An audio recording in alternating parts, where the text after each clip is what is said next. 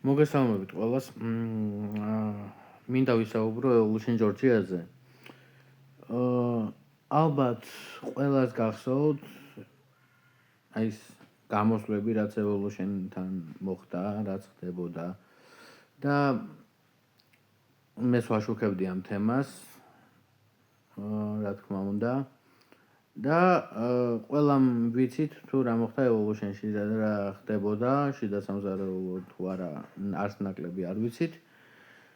ეხლა ვსკროლავდი Facebook-ს და შემხვდა შევსეთ განაცხადის ფორმა, რომ დასაქმდეთ. რატომ უნდა დასაქმდნენ ადამიანები მაინც Evolution-ში და არა სხვაგან, ხო?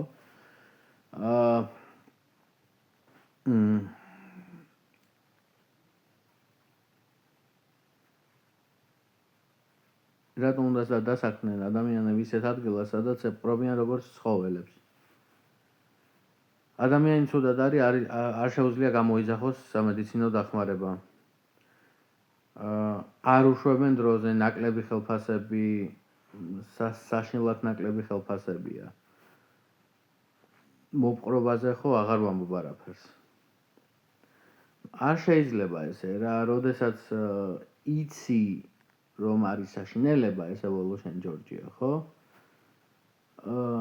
და არის მოძალადეების ბუდე სრული ამ სიტყვის მნიშვნელობით. არ უნდა დაიწყო ადამიანმა იქ მუშაობა, მაგრამ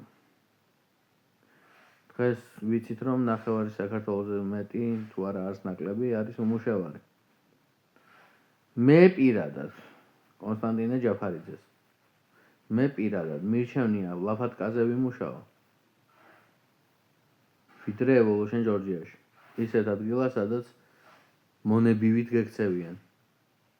და გაგნომინებენ თავებს თითქოს იყო მონა იმათი. რა ვიცი, ძალიან გაბრაზებული ვარ, ძალიან შეშფოთებული ვარ და გული მტკივა, რომ ადამიანი ფულის გამო ადამიანს შეუძლია იყოს იმუშაოს Evolution Georgia-ში. მადლობა ყურადღებისთვის. მოკლედ, რამე თუ ახალი იქნება, კიდე ჩავწერ.